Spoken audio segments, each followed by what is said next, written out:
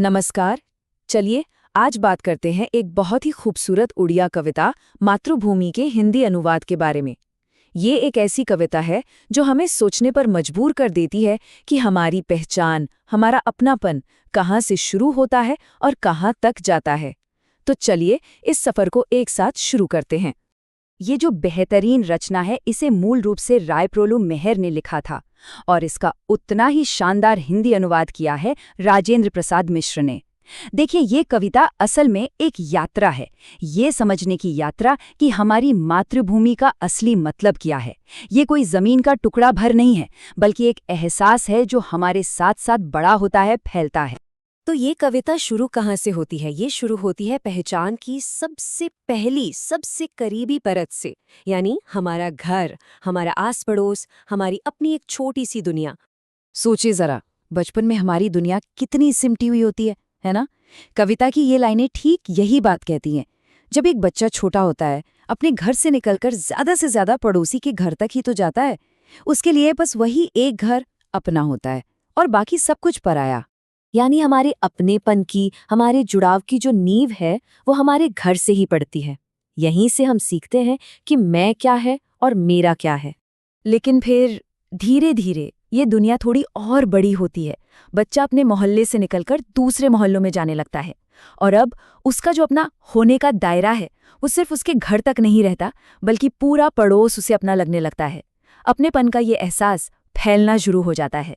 तो घर से, पड़ोस से निकलकर अब ये सफर आगे बढ़ता है। कविता हमें दिखाती है कि कैसे हमारा देखने का नजरिया धीरे धीरे गांव से बढ़कर पूरे राज्य और फिर पूरे देश को अपने में शामिल कर लेता है। तो आप देख सकते हैं, ये एक सफर की तरह है। शुरुआत होती है घर से, फिर वो दायरा गांव तक फैलता है, फिर राज्य तक और आखिर में पूरे राष्ट्र तक पहुंच जाता है। हमारा जो हम का एहसास है वो लगातार बड़ा होता चला जाता है। और जब हम बड़े होते हैं, अपने राज्य से बाहर कहीं जाते हैं, तब हमारी पहचान सिर्फ हमारा गांव नहीं रह जाती है ना। हम वहाँ अपने पूरे राज्य का, अपने पूरे देश का मान बनकर जाते हैं। हम एक बहुत बड़ी भावना से जुड़ जाते हैं। और कविता यहाँ एक बहुत ही दिलचस्प तुलना करती है। वो कहती हैं कि जब हम विदेश जाते हैं तब हमें अपने देश की असली कीमत समझ में आती है। उस वक्त अपना देश हमें स्वर्ग जैसा लगने लगता है, क्योंकि असल में वही तो हमारा घर है। लेकिन अब इस कविता में एक बहुत ही गहरा, एक बहुत जरूरी मोड़ आता है।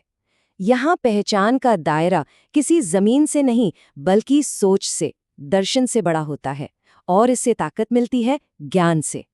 तो सवाल ये उठता है, क्या हमारी दुनिया यहीं खत्म हो जाती है? क्या राष्ट्र ही हमारी पहचान की आखिरी सीमा है?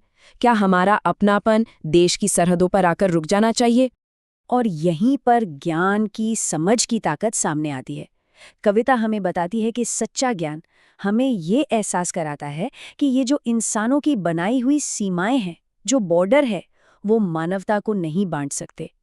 ज्ञान हमें इन दीवारों के पार देखना सिखाता है। और फिर आती है वो पंक्ति जो शायद इस पूरी कविता का दिल है, इसकी आत्मा है। ज्ञान के बल पर इंसान इस धरती पर रहने वाले हर एक इंसान को अपना भाई समझने लगता है। सारी दुनिया ही एक परिवार बन जाती है। तो कविता का जो सबसे गहरा सच है वो यही है कि हमारा सबसे बड़ा परिवार, हमारी सबसे बड़ी पहचान मानवता है।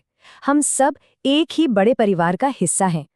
तो आइए अब इस पूरी बातचीत को समेटते हैं और समझते हैं कि इस कविता का आखिरी संदेश क्या है। मातृभूमि का सच्चा मतलब आखिर है क्या?